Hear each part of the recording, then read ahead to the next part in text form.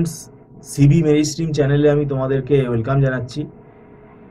তোমরা যারা MAKAUT university থেকে বিটেক পড়ছো, যারা কম্পিউটার সায়েন্স ব্রাঞ্চে আছো, তোমরা এইবার 6 সেমেস্টারের পরীক্ষা দেবে, ইভেন্ট সেমেস্টার 2025 সালে। এরপরে তোমাদের 7 সেমেস্টার হবে।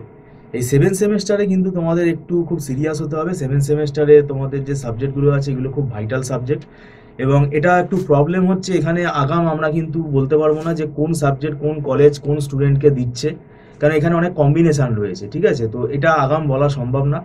তো তোমাদেরকে আমি মোটামুটি বলে রাখছি, এটা তোমরা সিলেবাসটা দেখতেও পারবে। তোমাদের পিইসি একটা ইলেকটিভ চুজ করতে হবে দুটো সেটের ভেতর থেকে। আবার একটা ওইসি একটা সাবজেক্ট আছে, ওপেন ইলেকটিভ বলে একটা সাবজেক্ট আছে, সেখান থেকে আবার একটা কম্বিনেশান আছে। তো প্রথম কম্বিনেশানটা হচ্ছে কোয়ান্টাম কম্পিউটিং, ক্লাউড কম্পিউটিং আছে, ঠিক আছে? তার সাথে আরও আছে তোমার multi agent intelligence system, digital signal processing, intelligent systems আর মেশিন লার্নিং। এর ভেতরে এগুলো একটা কম্বিনেশান। আর একটা কম্বিনেশান আছে যেটা পিইসি ইলেকটিভ, সেখানে তোমার রয়েছে neural network and deep learning, soft computing, ad hoc and sensor network, cyber security, information theory and coding. এই কম্বিনেশানটা এর ভেতর থেকে আবার সিলেক্ট করতে হবে। লাস্ট যে কম্বিনেশানটা আছে এটা ওপেন ইলেকটিভ, সেখানে তোমাদের অপারেশন রিসার্চ আর মাল্টিমিডিয়া সিস্টেমস আছে, আর একটা সাবজেক্টও আছে। এছাড়া প্রজেক্ট ম্যানেজমেন্ট, এন্টারপ্রেনারশিপ তোমাদের একটা আলাদা সাবজেক্ট আছে।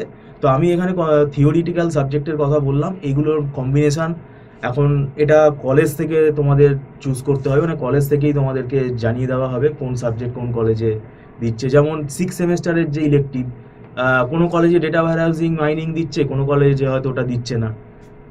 তো এটা ডিপেন্ড করছে, ঠিক আছে, যে কোন কলেজে কী সাবজেক্ট। আর কোনো কলেজে হয়তো নিউমেরিক্যাল মেথড দিচ্ছে। তো এটা ডিপেন্ড করে, এটা মানে ইলেকট্রিক সাবজেক্ট, এটা বোঝা খুবই অসম্ভব, এবং এটা একটু ওয়েটও করতে হবে। কলেজ থেকে যতক্ষণ না তোমাদের ইনফরমেশানটা পাচ্ছ ততক্ষণ এটা বোঝা যাবে না। তো যাই হোক, সেটা তোমরা মানে দেখো। আর আমি বলবো 7 সেমেস্টারে যদি মানে পড়া দেরি করে শুরু করো তাহলে কিন্তু সত্যিই খুব অসুবিধায় পড়তে হবে।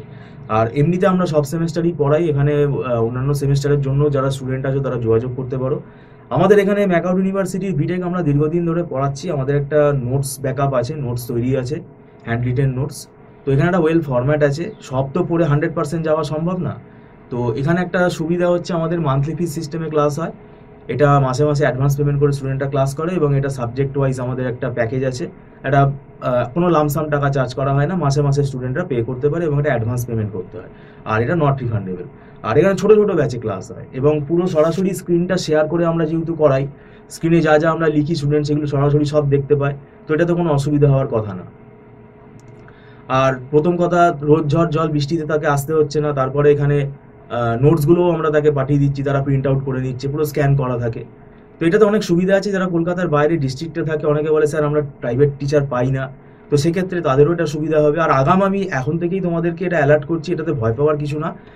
সাবজেক্ট কম্বিনেশানগুলো তোমাদেরকে আমি একটু বলে দিলাম, কারণ এটা সম্বন্ধে তোমাদের একটু সতর্ক হওয়া উচিত। কারণ এটা মানে খুবই মানে এই সেমেস্টারের সাবজেক্টগুলো খুবই নিউ টেকনোলজি, এবং খুব ভালো ম্যাথামেটিক্স, ক্যালকুলাস, স্ট্যাটিস্টিক্স জানতে হবে। এতদিন ফার্স্ট সেমেস্টার থেকে 6 সেমেস্টার অবধি আমি জানি না তোমরা কীভাবে পড়েছো, সেইটাও কিন্তু দরকার। তো যাই হোক, এখন ব্যাপার হচ্ছে তোমরা ইভেন্ট সেমেস্টারের পরীক্ষা ভালো করে দাও, তারপরে তোমরা এই মানে 7 সেমেস্টারের সম্বন্ধে একটু খোঁজখবর নিও। এটা কলেজ থেকে তোমাদের জানিয়ে দেওয়া হবে কোন কোন সাবজেক্ট কম্বিনেশান তারা দিচ্ছে। শুধু 7 সেম না, পরবর্তীকালে তোমাদের 6 সেমেস্টারের প্রজেক্ট আছে, সেটা নিয়েও কিন্তু ভাবতে হবে। তো যাই হোক, ভিডিওটা সম্পূর্ণ দেখার জন্য তোমাদেরকে আমি ধন্যবাদ জানাচ্ছি। Thank you so much.